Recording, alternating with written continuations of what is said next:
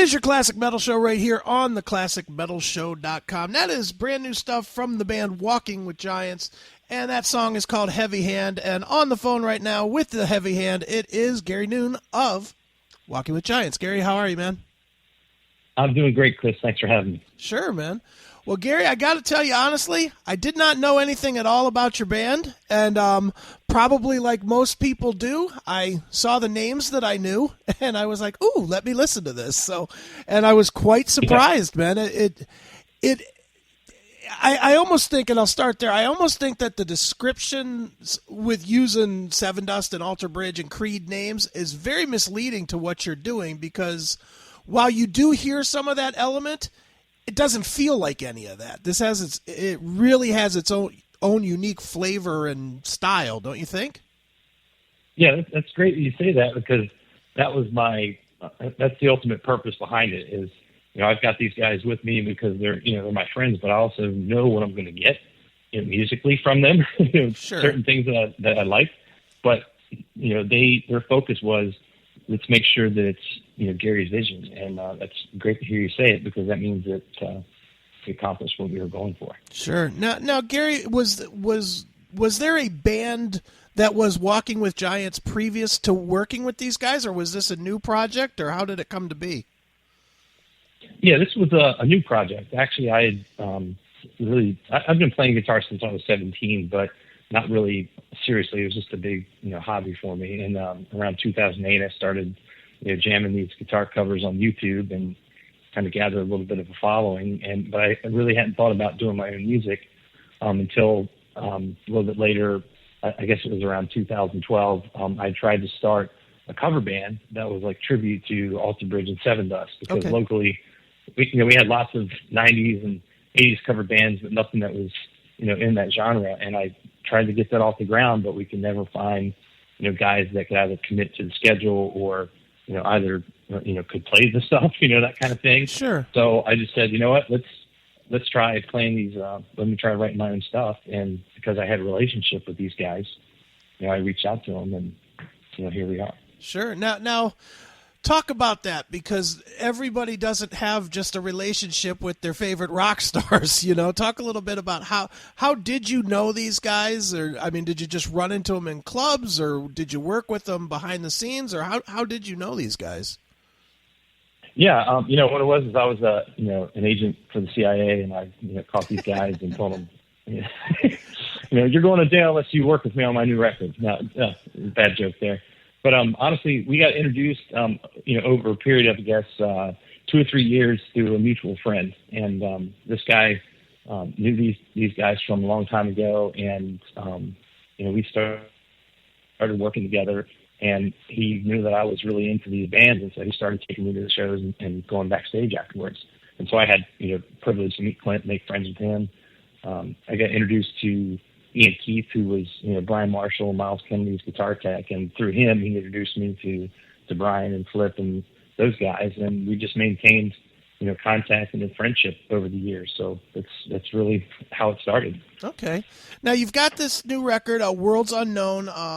It's really, really solid, and the thing that jumps out to me listening to it is it really focuses. I don't want to say focuses, because that's really the wrong word, but your vocal definitely stands out.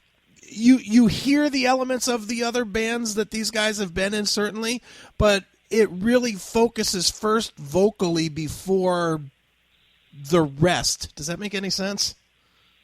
Yeah, it does. And that's a Clint-ism, if you will. His main thing to focus on is vocals. We recorded this we did 7 days in April, and then we did 2 days over the weekend in August.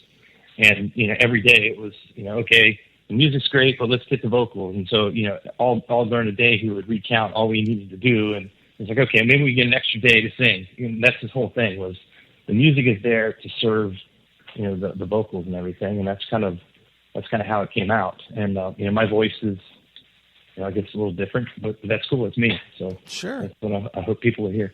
Sure. Now, when you went in the studio and you were working on this, clearly these guys all have their own way of doing it that they've proven through, 20 plus years of being professional musicians. Did you have to adjust how you went into the studio, or did they adjust to you, or was it all just kind of okay, let's go? Yeah, it's a little bit of everything. That was actually when we first did REP back in 2013. I'd never really been in a recording studio before. I'd played guitar, in my basement. I played in different shows, like local shows and all this different kind of stuff, but never really tracked the record. So the first record was kind of a crash course in, what I needed to learn how to do this sort of thing. But as each opportunity got for us to work together, I got a little bit more comfortable with it. But their style is pretty much, whatever the musician we're working with wants, then what they do kind of serves that. So even like that in their own bands, they have this process where it's very collaborative. There isn't one guy that runs the show. Like Clint, since he's the producer, he's like the coach and he pushes us to get things going, but it's never about, do it this way. It's what does the song need? And that's how they go about it. So they made me feel really comfortable. At first I was scared to death, but after a while it was really easy working with everybody. Sure. Now, how did the songs come together and get written? Because they're obviously, certainly Alter Bridge and Sevendust have been on the road for a while, but in that time between the EP and now, so did you write all these songs and present them, or did you guys do the MP3 trading, or how did these come together? Yeah, it was a combination of all of that. I would write stuff and record stuff in Pro Tools, and I'd share it with Clint, and then I would send an MP3, to Brian or to Cliff and see what they thought about everything. But typically what we would do is I'd walk in with the core idea, and, here's a guitar riff there, here's what I think a riff is going to be, or here's a cool drum beat or a cool vocal line sort of a thing. And then we would all get together in the studio and, create the full arrangement of those tunes. So, I would start with an idea, but it would completely morph into something different as we all got together. And that's really exciting because, I have like a core, idea, and maybe you can tell, but like most of the music is kind of happy. I'm trying to write really heavy stuff, but it just never seems to come out right. So that stayed there at the core, but each member of the studio team, they added their flavor to it, and that's what I think makes these songs sound really, really different. Is that there wasn't a formula. We were just going, okay, here's these really cool parts. Let's see what we can do to make it happen. But Clint and I we do most of the writing. Okay. Clint, sometimes he'll do the majority of the lyrics in a song. Sometimes he'll do a good bit of the music, and we go back and forth on who does what each time. Sure, and I hadn't thought about it till you just said it, but the fact that your lyrics are a lot more up, that is a differential between this music and the Sevendust music, because the Sevendust music's a lot more hard, a lot less happy than this. So it kind of really through osmosis almost differentiates this band from the other band. Yeah, definitely. And one of the things I like about Sevendust is that they have that darker, more aggressive feel, if you will, but their vocals, it's a very soaring kind of a feeling, So they're singing about stuff that they're trying to deal with, but it's it doesn't sound like it's all doom and gloom. There's some power to it, and I really enjoy that. Sure, about what they do. Absolutely, man. Now, Gary, let me ask you. With this is for the other guys. This is obviously their side project to their money making project. For you, I'm assuming this is the all-in move. So does that make it difficult to move forward with Walking with Giants? Because you have guys that you got to kind of work around their day jobs to do this?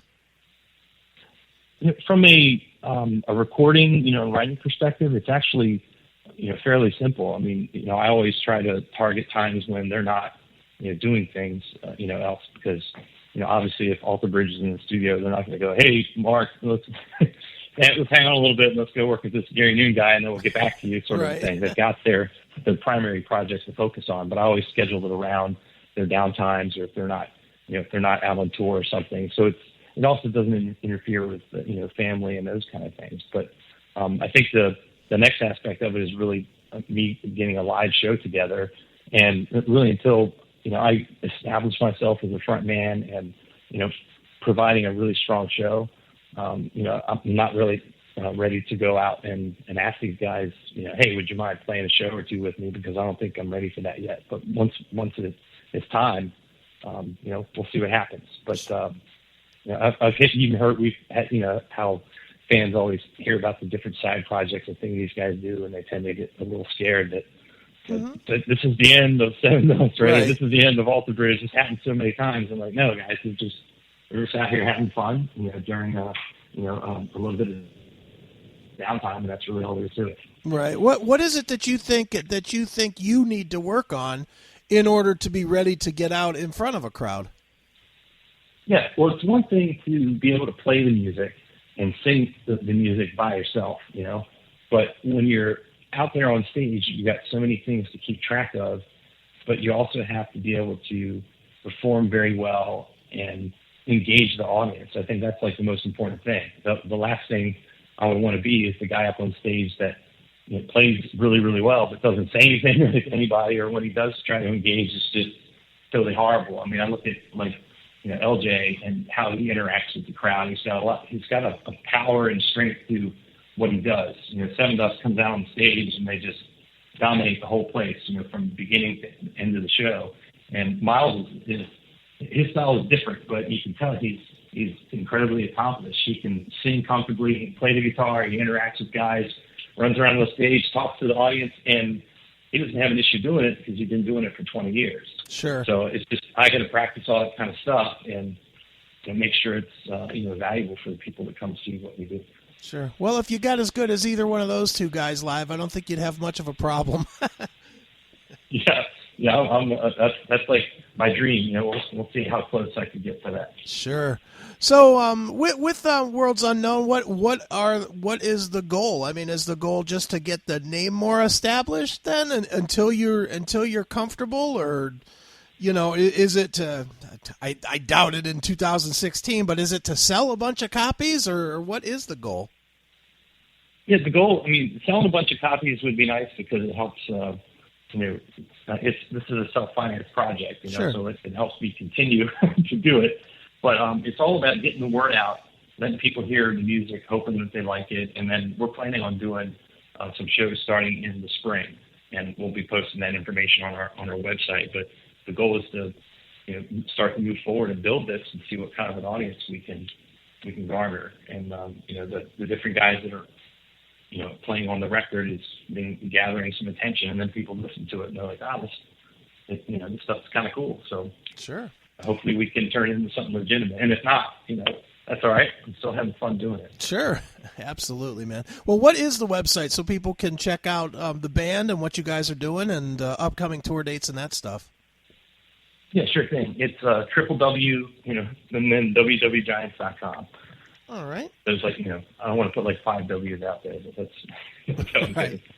Excellent, man. Well, Gary, as a tradition on the show, we always let the artist pick a closing track to end the interview and maybe tell us a story about. We already played Heavy Hands, so what should we wrap this one up with? Yeah, I would say a good track to end this interview off would be perhaps The Now. Okay. And what? What's really cool about this song is that it's just really about somebody who tends to think too much about things they've done in the past and stuff you can't change, right? And then they worry about what's coming in the future, and it's stuff that you can't really do anything about because it hasn't happened yet. And it just gets back to that idea of why don't you just focus on what you're doing right now, because that prevents you from doing stupid things that you're going to regret in the past, and it also sets you up for a potentially successful future. So, but I think people like the song. All right, well, let's check it out now. This is The Now. It is Walking with Giants right here on your Classic Metal Show.